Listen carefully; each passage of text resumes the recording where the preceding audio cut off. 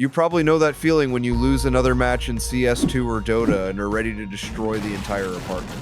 Your teammates are stupid, your enemies are some kind of cyber sportsman, you yourself are making mistakes, and instead of relaxing, you feel like you worked a shift at a factory. And the funniest thing is, you still come back. Why are these games worth such emotions? Today, we will figure out why competitive games like the well-known Valorant, Fortnite, CS2, and so on are absolute crap that is not worth your time, and why we continue to return to them. Write in the comments how many hours you spent on competitive games and what rank you have in them. Let's quickly run through the origins. The first competitive game? Pong. Yes, this black screen with 2 white sticks and a ball. 1,972. It would seem that a toy for 2, just kick the ball, laugh, and go have tea, but that's where this was born. Who will win? Who is better? Then in the 80s, arcade machines appeared, Pac-Man, Space Invaders, Donkey Kong. They seem to be solo games, but they have leaderboards. And now you're not just playing, you're fighting for the 3 letters of your nickname to flash at the top. People were dumping tokens in batches to overtake some AAA in the leaderboard. And then consoles. Sega, Nintendo. You're sitting on the couch with a friend, launching Mortal Kombat, and 5 minutes later you're not just playing, you're yelling at each other. Sometimes you'd even get hit in the forehead with a gamepad. And it seems fun, but the seed has been sown. It's a shame to lose. And then the internet, Doom, Quake, CS 1.6. That's where the real meat grinder began. If you used to argue with one friend, now a guy from the other end of the world is humiliating you, and also writing in the chat, easy noob. This was the first breeding ground for toxic people. The 2000s are already a level, tournaments, teams, prizes, StarCraft, Warcraft, Dota, Counter-Strike.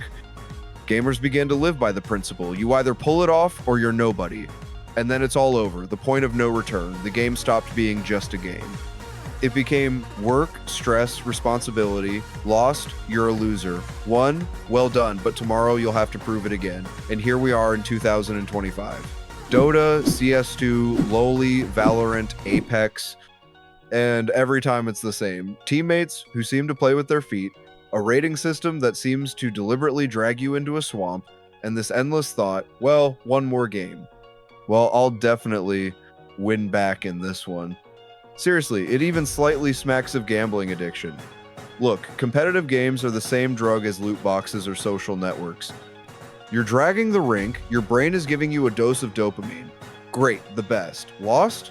You're sitting there angry, but you're thinking, well, I'll definitely win back now. And that's it, you're trapped. The game is specifically designed to give you a mix of pain and joy. If you always won, it would get boring. If you always lost, you'd delete the game. But this 50-50 balance keeps you hooked. Admit it, no one likes to lose. Even if you're sitting there and saying, I don't give a damn, I'm playing for fun. No, I do. Some brat killed you and your hands are starting to shake, you have to take revenge on him. Competitive games put more pressure on our ego than any other activity. Losing to someone is like being personally humiliated. And that's why people start yelling into the microphone, throwing reports, being toxic, because the game touches the most painful part, your sense of self-importance. Ratings, medals, stars, leagues, and all this seems to give the feeling, I'm not just playing, I'm growing. But it's a trap. You climb the rating and run into the same nerds who are 3 times stronger than you. In the end, everything comes down to 50-50 again. That is, you seem to be moving forward, but in fact you are standing still. And instead of somehow developing in real life, you continue to waste time on a game that just by its name pisses you off. Sometimes people even spend dozens of hours training and not seeing the result. They start to get even more furious. You know what else holds people? Friends. You can hate Dota, but your friend is like, well, let's go one rink. And that's it. You've already entered the game and are waiting for it in the lobby. And now we put it all together. Stress, toxicity, sleepless nights, the constant feeling that you're not good enough, and the dependence on the casino level. Why does it sometimes seem like you have 10 wins in a row and then suddenly 10 losses? In one game you destroy everyone and in the next you're already in last place on your team in kills. And all because games use a hidden matchmaking algorithm. If you have a lot of kills in one match, then in the next you'll be thrown opponents of your level, or even stronger, but your teammates will remain trash. And this is done so that you don't get bored due to constant domination. Donations also affect your return to the game you hate, especially if you've already spent a lot of money.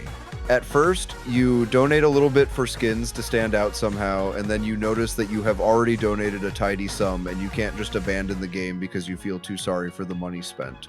Let's not forget one more thing. Competitive games have become a huge business. Esports, tournaments, contracts, sponsors, and for publishers, the main thing is not your fun, but your money and your hours in the game.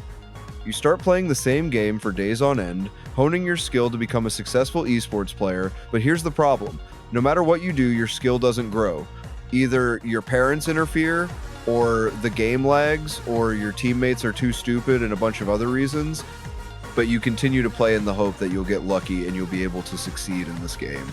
By the way, not everyone can start making money on this kind of game. Every game is stressful. Even if you think, no, I'm just playing, your brain reacts as if you were really in the gladiator arena. You worry that you'll let the team down, you get angry when your teammates are dumb, you scream when you're one step away from winning, and this happens day after day. As a result, many players develop a toxic way of thinking. Everyone around is an idiot. My teammates are to blame. The world is against me. Sound familiar? Competitive games really steal your life. You think, well, just one game before bed, and in the end, it's 3 in the morning, tomorrow you have to go to work or school, and you're like a zombie. The toughest thing is that these games are specially designed to not let you stop in time. If you start, you have to finish the game, otherwise you'll get banned. If you lose, you can't leave on a loss, you have to take revenge. If you win, you have to play another game. And so you sit there until your eyes start to close on their own. How many people have actually had a fight over a game? It sounds funny, but it's true. In Dota or League, you can quarrel with a friend because he picked the wrong character. In CS, you can yell at a teammate for not covering the point, and then you leave the game and realize that you have a real conflict with this person. And yes, relationships with a girl boyfriend also suffer. Because competitive games require time and attention, and your loved ones only get the phrase from you, "Wait, I'll finish the game." This is the feeling when you open the statistics and see you have more than 3,000 hours in some game, and you're like, wow, I'm an esportsman. And then you think, no, I just wasted my time. But you could have learned a language, pumped up some skill, earned money, made new acquaintances. But instead, you have silver in CS2.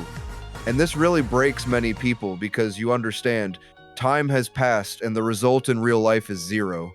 The worst thing is that competitive games often become a substitute for reality. In life, you feel like a nobody, and in the game, you are top 1. In life, no one respects you, and in the game, you are the captain of the team. In life, you have gray everyday life you have done, and in the game, bright emotions every 10 minutes. And then addiction begins. It is easier for you to play than to solve real problems, and the further you go, the more you drown. Competitive games are not just entertainment. This is a real thing that hits the psyche, steals time, and ruins relationships. They make you a slave to emotions. You think that you control the game, but in fact, it is the game that controls you.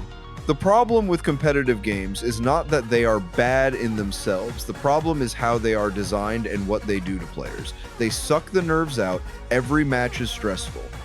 You constantly think about the rating, about the statistics, about not letting the team down. They turn friends into enemies.